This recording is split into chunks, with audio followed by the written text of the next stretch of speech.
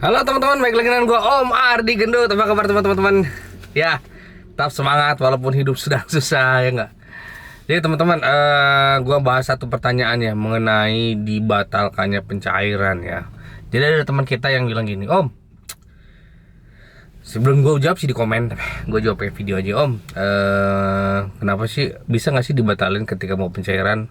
Nah, yang jadi masalah adalah itu kan biaya-biaya sudah keluar tuh Om, notaris, mungkin ya ada biaya apa, itu siapa yang tanggung jawab? Kenapa sih kayak gini ya nggak sih? Bisa nggak sih dibatalkan pencairan?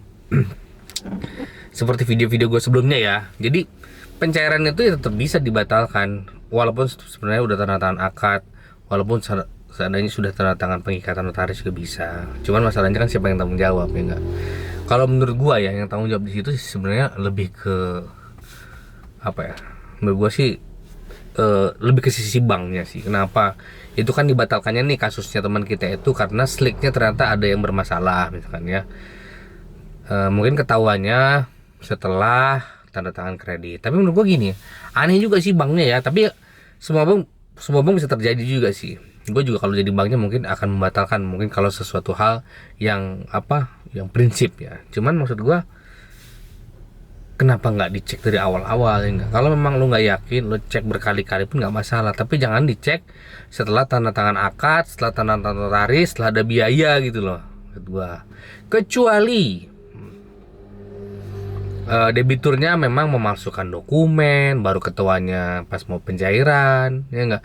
Ternyata KTP-nya bukan yang asli, ternyata dicek yang asli, ternyata sliknya ada yang bermasalah.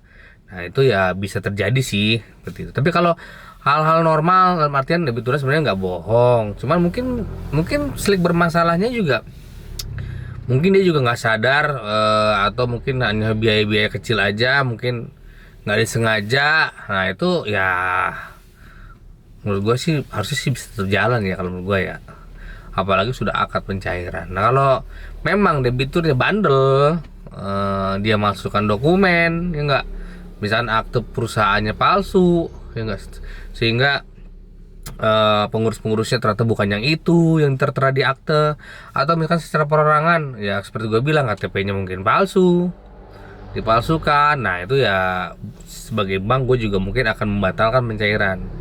Tapi siapa yang bertanggung jawab biaya? Nah itu harus dibicarakan teman-teman ya. Jadi kalau menurut gue nggak ngeberatin bank atau debitur yang salah sih sebenarnya. Dilihat lagi penyebabnya apa. Kenapa baru ketahuan itu sliknya bermasalah ketika sudah akad, tentu aja. Sebenarnya kalau lebih berat ya lebih berat ke bank sih.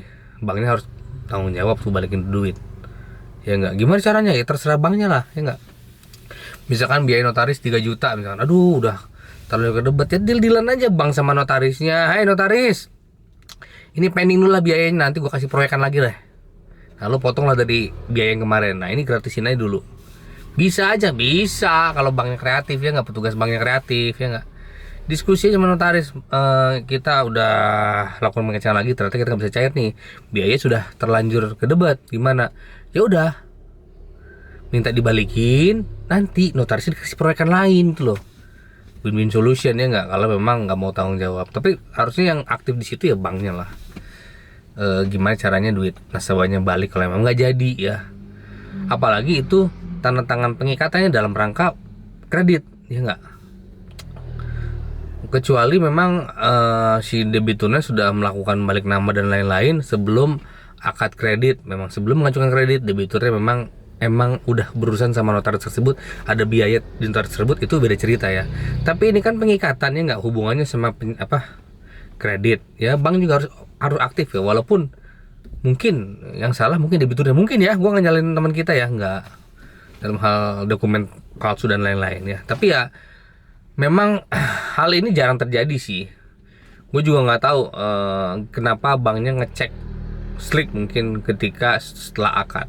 Aneh juga ya, kecuali kredit plafon, misalkan teman-teman kita yang usahanya kontraktor dikasih kredit tenaga kerja, pencairannya sesuai project termin, misalkan progres proyek misalkan seperti itu. Nah setiap pencairan di slik ya nggak masalah, kalau itu kan memang aturannya seperti itu. Kalau misalkan sliknya ketahuan ternyata bermasalah di bank lain misalkan, ya pencairannya di hold, wajar, dan itu ada di perjanjian kredit. Tapi kalau nggak ada apa-apa, nggak bisa juga kan di hold pencairan. Nah, seperti kasus teman kita ini, yang salah menurut gua nggak bisa bilang yang salah yang mana sih. Pasti bank juga punya alasan kenapa narik slik setelah akad. Cuman ya bank ikut tanggung jawab lah, ya nggak. Kenapa sampai lu sudah yakin bahwa debiturnya bersih, ternyata ketika pencairan, banknya melihat ada slik yang kurang bagus, terus pencairan di hold, dibatalin kreditnya. Nah, itu kan merugikan orang juga, ya nggak. Tapi kata banknya, tapi ya gimana, orang yang nggak jujur. Nah, itu beda cerita lah ya. Jadi ketika sudah akad kan sebenarnya nggak ada lagi istilah apa, ketika akad kan udah artinya udah sepakat, ya nggak, bang udah ngasih kredit, debitur sudah sepakat nyicil kredit kan gitu. Ya cek itu dari awal lah, pre-screening dari awal kan. Jadi ya yang salah siapa, gue nggak bisa bilang yang salah siapa, tergantung prosesnya, tergantung kasusnya seperti apa, ya nggak. Bisa debitur yang salah, ya nggak, bisa banknya juga yang salah, ya nggak. Tapi menurut gue sebagai bank, sebagai institusi, kalau emang sudah terlanjur debat, minta tolong ke notarisnya balikin uangnya karena kreditnya nggak jadi. Caranya gitu, balikin uangnya, nanti gue kasih proyekan lain kata petugas banknya, gitulah, nego-nego dikit lah, ya nggak. Nggak kayak kita nggak ngerti aja, ya nggak. Jadi teman-teman, jangan terlalu gusar, coba dibicarakan dengan banknya. Kalau emang nggak jadi, minta banknya juga ikut berpartisipasi terhadap kegagalan ini, ya nggak, terhadap pencairan kredit yang gagal ini. Yalah, mereka kan yang memutuskan secara sepihak, ya kan. Bank juga harus tanggung jawab dong, walaupun yang salah siapa aja bisa, ya. Jadi gitu ya teman-teman. Nah, memang di kredit itu ketika betul-betul dana tersebut belum sampai rekening, seperti gue bilang, hal apapun bisa terjadi.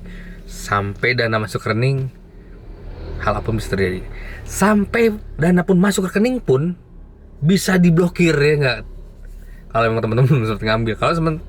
Kalau teman-teman ketahuan ya mengapa ya, ada tindakan penipuan hukum dan lain-lain, yang memalsukan dokumen dan lain-lain, cair pun bisa diblokir, ya nggak? Bisa. Jadi ya intinya gini sih teman-teman ya, kalau teman-teman nggak mau ya ditahan-tahan pencairan, nggak mau ditahan-tahan prosesnya, nggak mau diblokir dananya, misalkan ya teman-teman proses kredit lah sesuai dengan apa adanya aja, nggak usah aneh-aneh, ya nggak usah bikin kartu keluarga palsu, akta palsu, ya nggak, surat nikah palsu demi goal kredit. Ngapain ya teman-teman ya, itu masuk dalam penipuan, ya enggak. Kalau penipuan ranahnya udah pidana. Kalau pidana kan teman-teman suka bilang, wah hukum hutang piutang kan hubungannya sama perdata. Ya sepanjang prosesnya fine aja, nggak ada dokumen aneh-aneh palsu dan lain-lain. Tapi kalau teman-teman memang dari awal sudah malsuin dokumen, nah itu beda cerita ya teman-teman ya, itu masuk dalam pidana penipuan, ya enggak. Oke teman-teman ya, itu aja yang bisa saya sampaikan ya. Terima kasih, sampai ketemu lagi di video gue selanjutnya. Thank you.